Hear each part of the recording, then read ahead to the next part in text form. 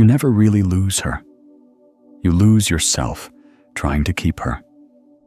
It happens quietly, one small compromise at a time. You bend your truth to keep her close, soften your voice so she won't walk away, trade your peace for a chance to be understood. But love that costs your self-respect isn't love. It's slow self-erasure. Why is it that the harder you try to hold on, the faster she drifts away? Tonight, we explore that paradox. The art of magnetic indifference. The ability to care deeply without being controlled. This isn't about losing her. It's about finding the man you lost along the way. 1. When trying to keep her makes you lose control. There's a strange shift that happens the moment fear enters love. You stop being yourself and you start performing. You speak softer, you agree quicker, you wait longer for replies that never come. Every word becomes a calculation. Every silence feels like a threat. You tell yourself you're being patient, but what you're really doing is negotiating your worth. It begins with something small. She withdraws a little. Texts become shorter, her tone colder, her presence more distant. And instead of stepping back, you step forward. You chase the echo of what used to be. Psychologists call it intermittent reinforcement, the same mechanism that keeps gamblers hooked. You get rewarded just enough to stay addicted. One message, one smile, one memory, and suddenly you're back in the loop, trying to earn what once was freely given. You convince yourself it's love, but it isn't. It's anxiety wearing affection's disguise. Every attempt to pull her closer only proves how far you've drifted from your center. You think you're fighting for the relationship, but really, you're fighting against your own instability. You've become reactive, waiting for her moods to dictate your peace. And here lies the quiet tragedy. The more control you try to gain over her attention, the more you lose control over yourself. The chase consumes you. Your sense of timing, your calm, your voice, all of it starts orbiting around her validation.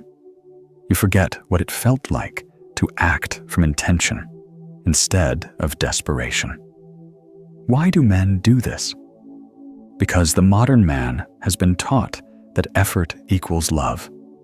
That persistence conquers distance. That understanding her pain will eventually make her see your worth. But emotional investment without boundaries doesn't create intimacy. It creates imbalance. When one gives endlessly and the other withdraws, the dynamic shifts from connection to dependency. And here's the paradox. What you think will save the bond is what slowly kills it. Attraction thrives in space, not suffocation. Respect grows in the soil of autonomy, not appeasement. You don't keep love by proving yourself worthy of it. You keep it by remembering that your worth was never up for debate. You text again. You apologize for what you didn't do. You justify her distance as something you caused. But deep down, you feel it, the erosion of something sacred, your self-respect. The moment your peace depends on her responses, you've handed her the reins to your emotional life. There's nothing masculine about chasing what doesn't want to be caught. True strength lies not in pursuit, but in composure. The Stoics knew this centuries ago. Mastery begins where reactivity ends. So pause, step back, feel the tremor of silence, and let it steady you. Because love Real love doesn't demand you lose your balance to prove devotion. It doesn't ask you to shrink just to be chosen. You don't need to chase her to keep her. You only need to keep yourself and let her meet you there. 2. The slow death of your self-respect. It doesn't happen all at once. You don't wake up one morning and decide to lose yourself. It's slower than that. So slow, you almost mistake it for love. You start by giving a little more than you should. You silence your opinions to keep the peace. You let small things slide because you don't want to seem difficult. You call it compromise. But it isn't. It's erosion, soft, invisible, and devastating. Every time you suppress what you truly feel to preserve connection, a small part of you fades. You start editing yourself, tone words, even laughter, until your reflection becomes unrecognizable. You look in the mirror and realize you're not seeing a man in love, but a man afraid of being left. That's the quiet horror of self-abandonment syndrome, the pattern of neglecting your needs to secure someone else's approval. You become a stranger to your own strength. At first, it feels noble. You tell yourself you're being understanding, patient, loyal. But patience turns into passivity, and loyalty into self-neglect. You start apologizing for existing too loudly, for wanting too much, for simply being human. And every apology chips away at your inner authority, the calm conviction that once defined you. There's a subtle shift in your energy. You stop making choices from self-respect and start reacting from fear. Every decision bends around her moods. Every silence becomes a punishment. You no longer ask, "What do I want?" You ask, "What will make her stay?" And here's the cruel irony. The more you sacrifice yourself to keep her, the less she sees the man she was drawn to. The confident, self-assured energy that once made her feel safe is replaced by anxious compliance. You think you're preserving the relationship, but what you're really preserving is her comfort at the expense of your truth.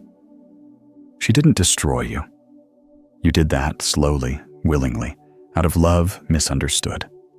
Love that demands self-erasure isn't love. It's dependency wrapped in devotion. It's the belief that your worth depends on being needed rather than being respected. One day, you look at yourself and realize something is gone.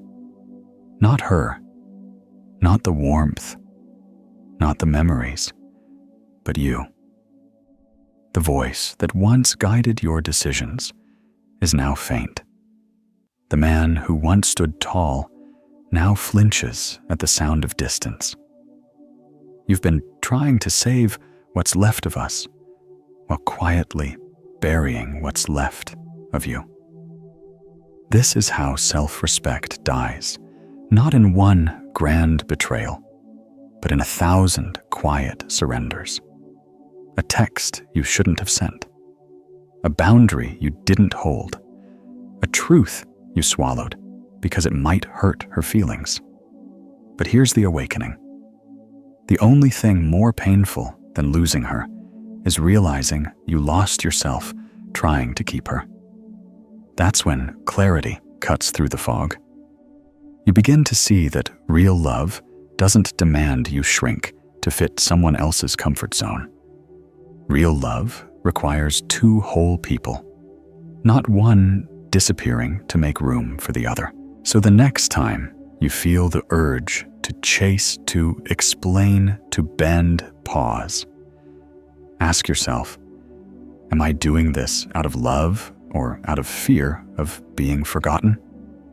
Because the man who forgets himself to be loved has already lost more than love could ever give. 3. Why she pulls away the moment you try to keep her. She doesn't pull away because she stopped caring. She pulls away because she feels something shift, something subtle but undeniable. It's not your words or your gestures. It's your energy. The same man who once moved with calm certainty now vibrates with fear. The man who once acted from choice now reacts from anxiety. And even before she can name it, she senses it, the invisible weight of need. Women feel neediness the way animals feel weather. It's instinctive. A slight change in tone, a hesitation in your voice, the way your presence starts asking for reassurance instead of radiating assurance. You may not say the words, but your silence begs. Do I still matter to you? And that silent question changes everything.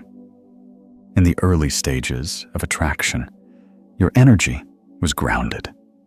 You weren't chasing. You were simply existing with purpose.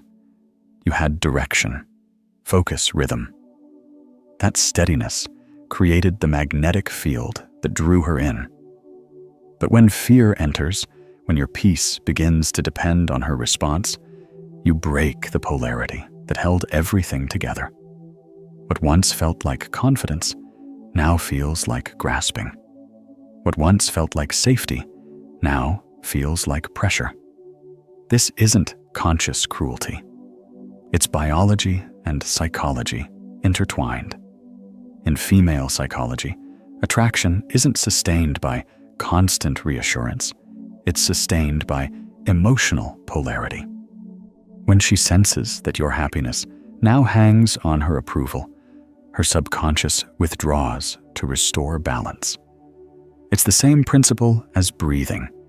Inhale too long, and the body forces an exhale. When you lean in too far, she leans out not to reject you, but to survive the suffocation of your dependence. Dark psychology explains this through the shifting of power. The moment you seek validation, you surrender the upper hand. What was once mutual now becomes asymmetrical.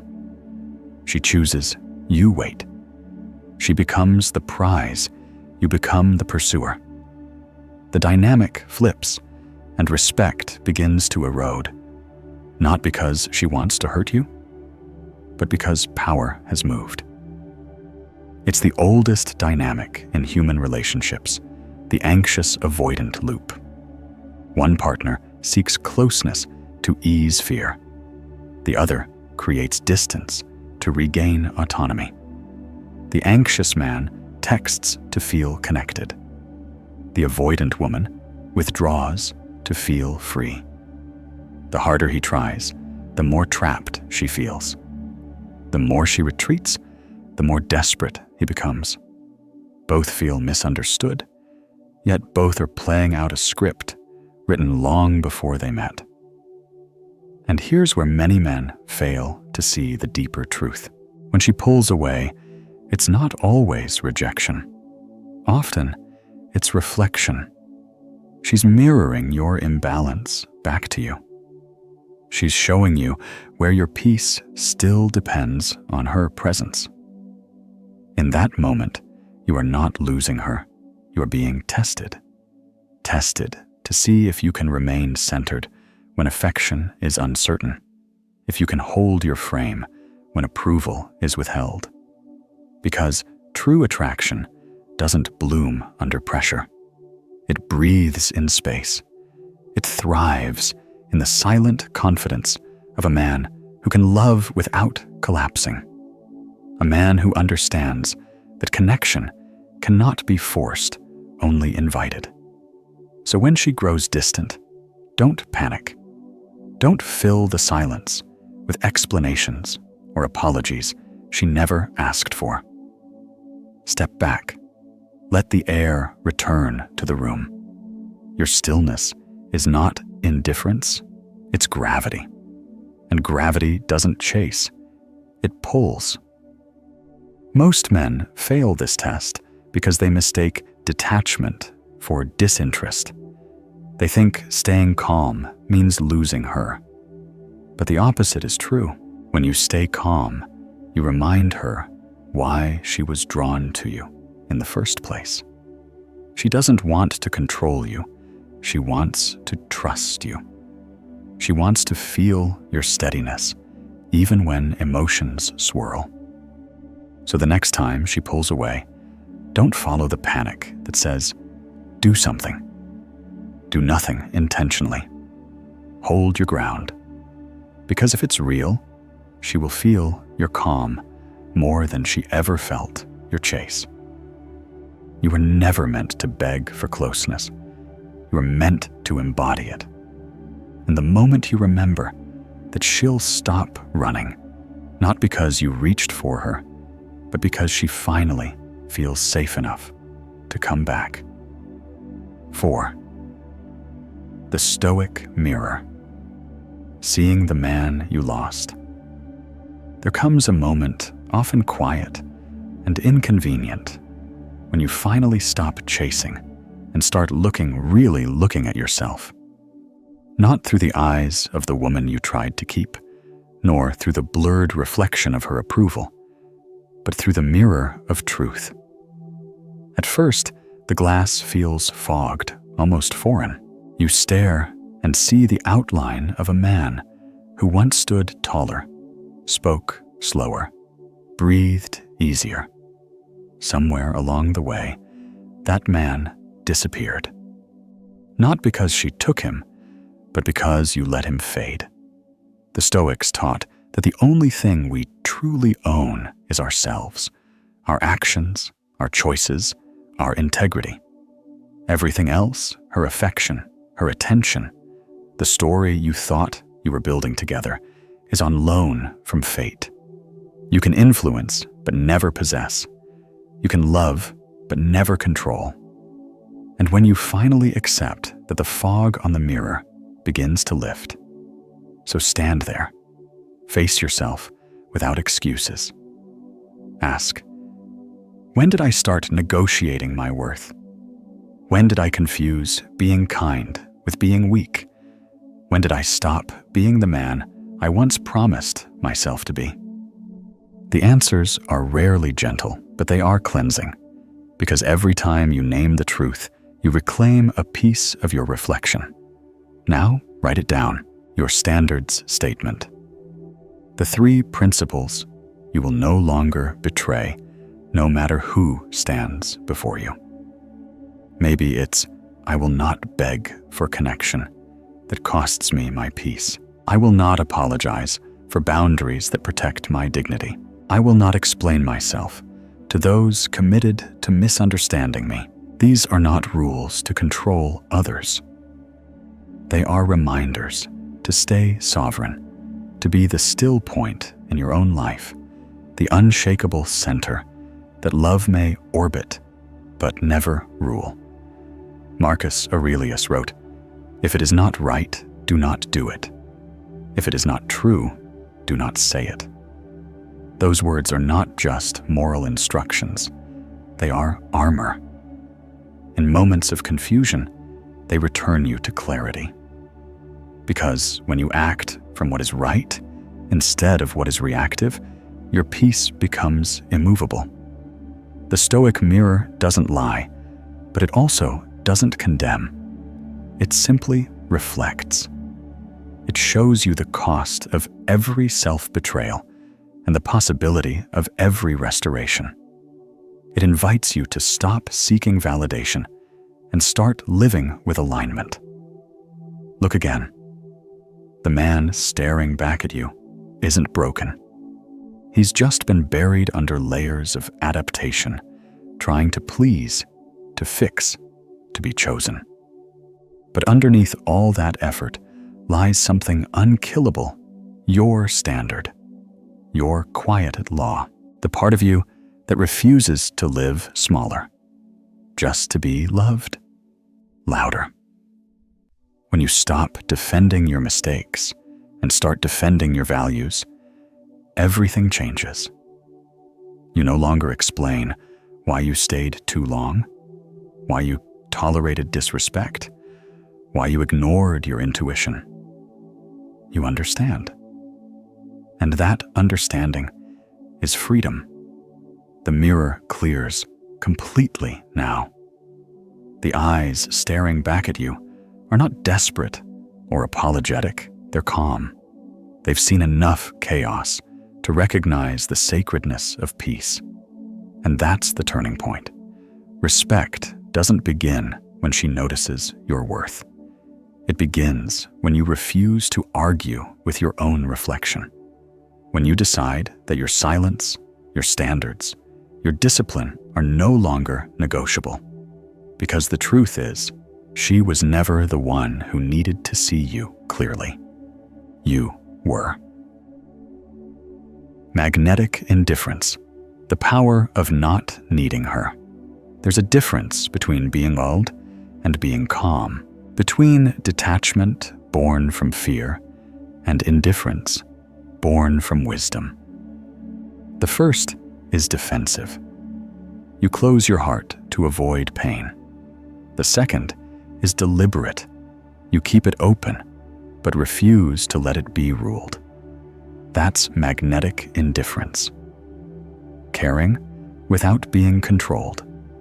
To most men, silence feels like losing. We've been conditioned to believe that love requires constant proof, texting back immediately, explaining ourselves, fixing what isn't broken.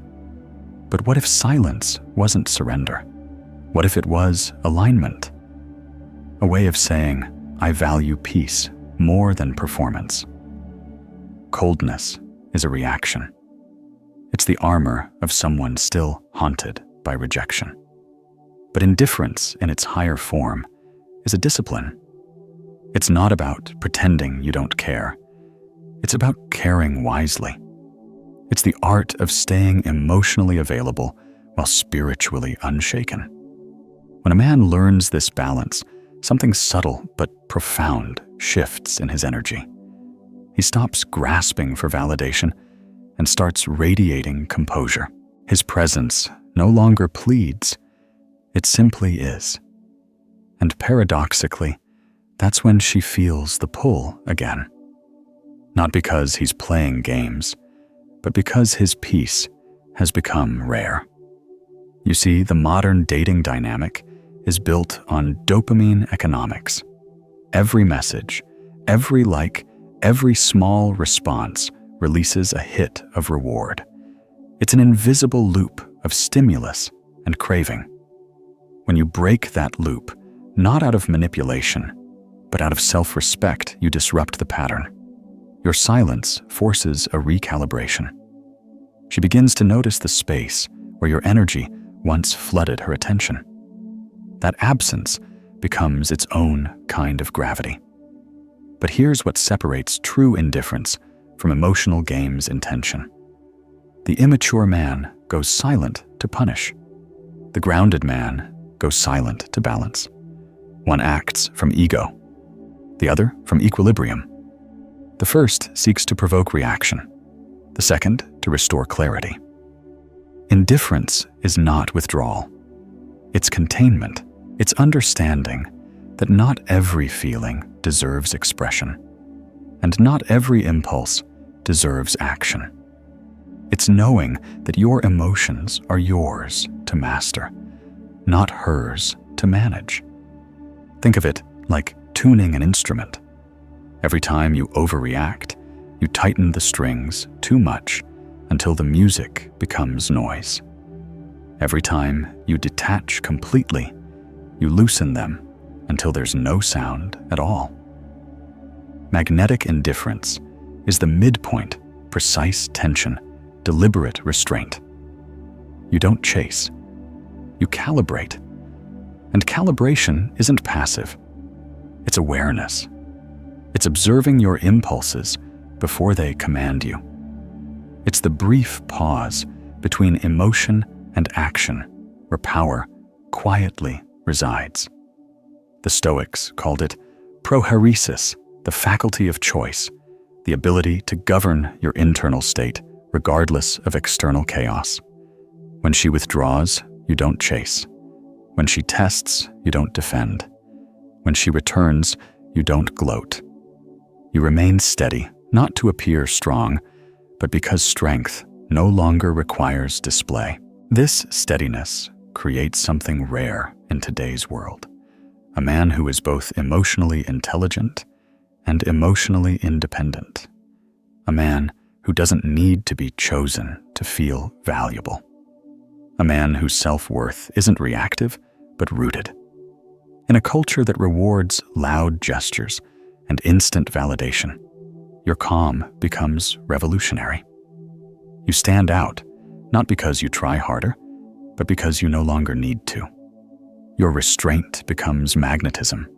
Your stillness becomes mystery.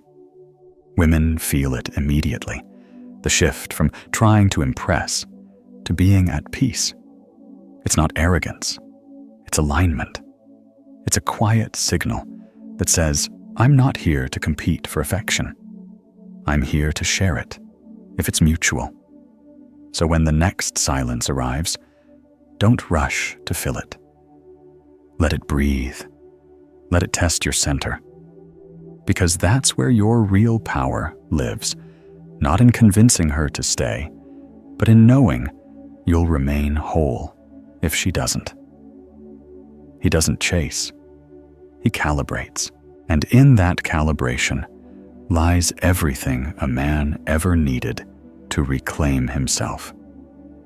6. Becoming the man she can respect. Again, respect doesn't return through words. It returns through energy. You don't convince her to see your worth by explaining it. You embody it in silence. You rebuild it in the way you move, the way you breathe, the way you stop reacting and start choosing. Because respect isn't demanded. It's earned through restraint. When a man loses himself in love, he often forgets his original gravity, his sense of why. That's where the restoration begins. Not with her, but with purpose. 1. Purpose. Reconnection. A man without purpose drifts like a ship, without a compass, tossed by every wave of emotion. Purpose doesn't erase pain, but it gives pain direction. It turns heartbreak into focus, silence, into reflection, and loss into recalibration. You once built your life around her attention. Now, build it around your mission. What did you neglect while you were chasing validation? Your craft, your health, your stillness. Return to them. The moment your energy shifts from chasing affection to pursuing purpose, you become magnetic again. Not because you're trying to be seen, but because you've remembered why you exist. A man on purpose moves differently. His silence feels intentional. His boundaries carry weight. He doesn't beg to be chosen, because he's already chosen something greater his path. And women feel that. They respect it, even if they don't say it. 2. Boundaries audit. Once your purpose is realigned, you must guard the energy that fuels it. Boundaries aren't walls, they're filters. They protect peace from being traded for approval. Sit down and make a quiet inventory. Who drains you, who centers you, and who confuses you? Be honest. Emotional clutter is the enemy of clarity. Every yes to something meaningless steals time from what truly matters. And every time you tolerate what disrespects you, you teach the world how to treat you. Audit your circle with the same precision you'd use to balance a ledger. You owe it to your peace, It's not cruelty to step back from what depletes you. It's maturity. When you stop rewarding disrespect with attention, you signal to life itself that your time has value again. 3. Controlled warmth. The final pillar isn't coldness, it's controlled warmth. The ability to be kind without being consumed. To offer compassion without surrendering self. This is the hardest skill to master because it requires balance, staying open enough to feel but strong enough to choose when to express. Controlled warmth says I care, but not at the cost of myself. It's smiling without seeking, listening without absorbing, loving without losing. When you operate from that place, you no longer fear giving, because you give from overflow, not from emptiness. The practice. Every time you feel the urge to react, to explain, to prove, to reach out, pause. Don't suppress it. Observe it. Write it down. Journal what you feel, not what you plan to say. That single act transforms emotion into awareness, and awareness over time becomes control. You'll notice a pattern. Your reactivity fades. Your center strengthens. You stop moving from impulse and start moving from integrity. That's when respect begins to return, not because she finally sees your value, but because you do. True masculinity is not performance. It's presence. It's the quiet understanding that your power lies in what you choose not to do. When others shout, you stay still. When they withdraw, love to test you, you stay grounded. Because you no longer chase safety in others, you create it within yourself. So become the man she can respect again, not by changing to please her, but by returning to the man you were before fear took over, the one who moved with purpose, spoke with conviction, and acted from peace. Respect doesn't follow charm or effort. It follows consistency. It follows calm. It follows the man who has nothing to prove because he already lives by proof, his standards, his presence, his restraint. And that's the paradox. The moment you stop needing her respect to feel whole, you become the kind of man who naturally commands it. 7. When letting go becomes real power. There's a moment quiet, unannounced, when the struggle ends. Not because you've stopped caring, but because you finally understand there's nothing left to fix. That's when letting go stops feeling like loss and starts feeling like liberation. You no longer chase clarity from her words or closure from her silence. You stop trying to rearrange reality to match your hopes. And in that surrender, something remarkable happens. You recover yourself. Letting go doesn't mean you stop loving. It means you stop clinging. It's not the death of connection. It's the rebirth of perspective. For so long, you mistook control for commitment, effort for intimacy, and persistence for love. But real love doesn't require possession. It requires presence. You can love someone deeply and still know that holding on would destroy you both. Think of the ocean. Waves rise and fall, crash and retreat. Yet the sea itself remains calm beneath the surface. That's what maturity feels like, learning to let the tides of emotion move through you without drowning in them. You don't fight every wave anymore. You let them pass. Because you've finally realized that peace doesn't come from still waters. It comes from knowing You are the water. Epictetus once said, "No man is free who is not master of himself." Freedom isn't found in getting what you want. It's in mastering what you feel. Every time you let go of the need to control, you loosen the chains around your own heart.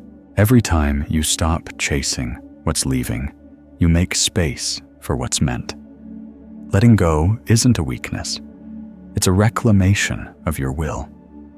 It's the point where dependence ends and dignity begins. And yes, it hurts.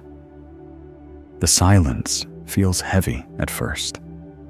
Your mind still searches for reasons your hands still reach for the familiar. But pain, when met with awareness, becomes purification. It strips away illusion until only truth remains. You were never losing her. You were shedding the version of yourself that couldn't exist without her. That realization changes everything. You stop asking, "Will she come back?" and start asking, "Do I even want the man I became trying to keep her?" The question itself becomes medicine. You see, detachment isn't coldness. It's clarity. It's the courage to accept what you can't control and the wisdom to focus on what you can, your peace, your principles, your path. Most people think letting go is the end of the story. It's not.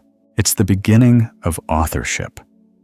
The moment you stop writing your worth in someone else's ink, you start composing your own life again. You remember the weight of your solitude, the depth of your stillness, the quiet authority of a man who needs nothing to feel whole. That's the paradox of freedom.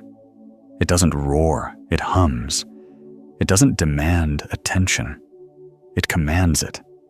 People sense it in your silence, in the steadiness of your gaze, in the way you no longer rush to explain yourself. You don't need to convince anyone of your peace. You simply live it. So let her go, not as an act of bitterness, but as an act of respect. Respect for what once was, and for the man you're becoming. Letting go isn't saying I don't care. It's saying I care correctly now. It's understanding that dignity is the highest form of love, the kind that gives space instead of taking it, the kind that chooses peace over possession. You've spent enough time trying to be understood. Now it's time to understand yourself. Stand still in that new silence.